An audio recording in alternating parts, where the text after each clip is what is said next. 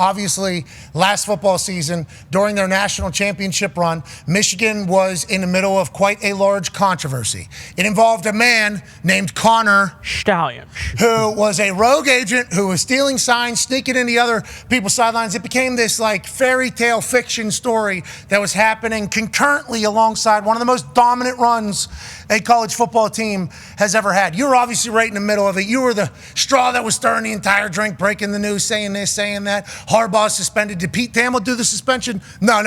Maybe, though, is kind of what it was. Now we hear about it for the first time since Coach Harbaugh has gone to the NFL. And Sherrone Moore, who's the interim head coach, offense coordinator, who just coached his ass off towards the end of the season, and also in the Rose Bowl and in the national championship.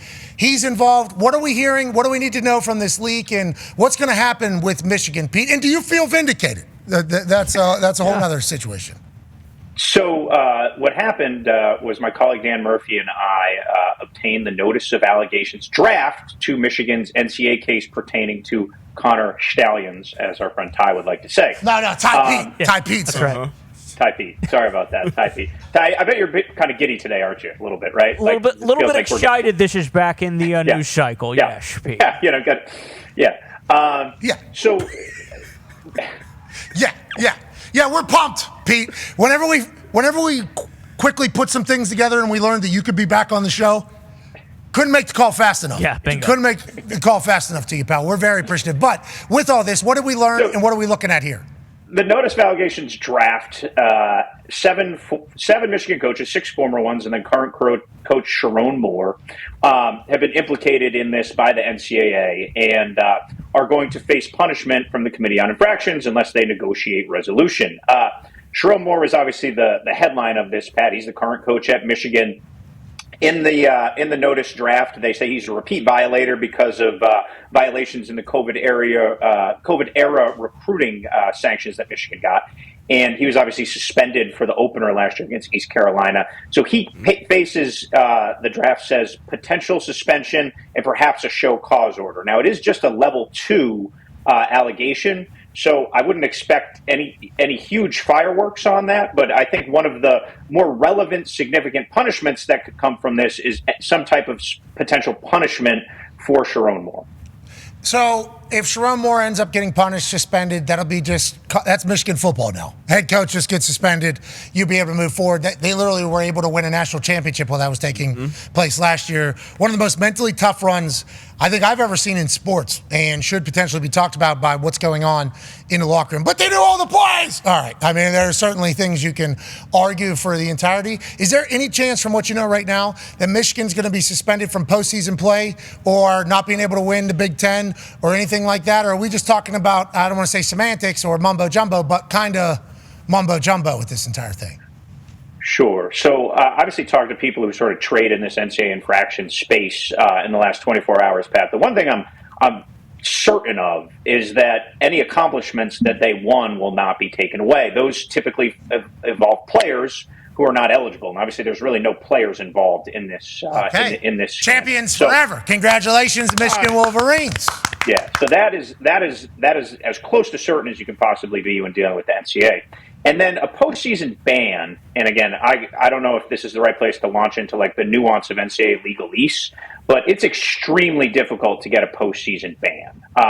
The conventional thought in the current political climate, is that Michigan would likely get some type of giant fine from this as their other really punitive penalty. From people I spoke to yesterday, I think it would shock the landscape of people who live in this infractions world every day if Michigan was given some type of postseason ban. Okay, all right, that's the story right there, right? Yep. I think everything else kind of fine. That means boosters, they'll be able to pay for. They just built a $500 million facility or whatever. If there's a suspension to the coach, they've already gone through that. It won't be a vacated thing. Okay, so now it would just be about learning a little bit more about the story, which Ty Pete has a question for you. Yeah, Pete. So if Sherrone Moore was to be implicated in this whole ordeal, is there any chance that maybe we look at a guy like Connor Stalions and maybe see him, exonerated a tiny bit? Because obviously his good name was besmirched. I know he does have a Netflix documentary coming out, one of the Untolds, and I believe he is the main character, so we might get some additional information. But are they still planning on kind of just hanging this whole thing on Connor Stalions' head, or is he potentially, going to have his name exonerated because he has kind of just been made a huge piece of shit in the world of college football. Well, if you read the draft notice type, which I did front to back, 2 times. It really shows the breadth and the extent of the illicit in-person scouting scheme that Connor Stalions orchestrated.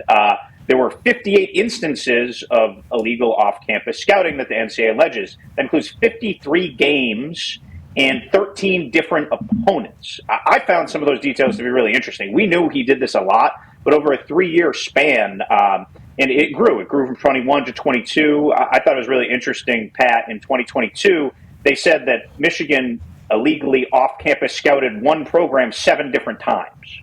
So they said people do 7 games of one of their opponents to steal the signals and bring them back to Stalions. And it was interesting. I've read way more of these notice of allegations over the years than you would ever want to do, and I found this one pretty interesting. That Connor Stalions really left a lot of breadcrumbs. They cite calendars. They cite hard drives with protected passwords. Yeah, like he basically didn't do a very good job covering his tracks, and you could almost sense the giddiness of the NCAA investigators in the notice to say how much hard evidence they had. But if you remember too, Pat, the interesting thing about this case and what's made it one of the most unique ones I ever covered was the NCAA was basically brought all this information, which is why the Big Ten ended up suspending Jim Harbaugh for the final 3 games of the season. This wasn't hey, this might be happening, let's go find it. It was here is this intricate scheme, and here are all these details of this intricate scheme. They're playing Michigan State on Saturday. The Big Ten makes the unprecedented decision to call out one of their own members, let people know what they're doing in order to protect the integrity of the rest of the season. So it's not surprising that there are just so many different things. I mean, obviously, remember he used his own credit card. That was one of the big tells in all this. So it was interesting as an experienced reader of this to see how much detail there was about the scheme that Stalions. All right, we'll see you next hour, Pete. We appreciate the hell out of you, pal. We'll see you then. Cheers.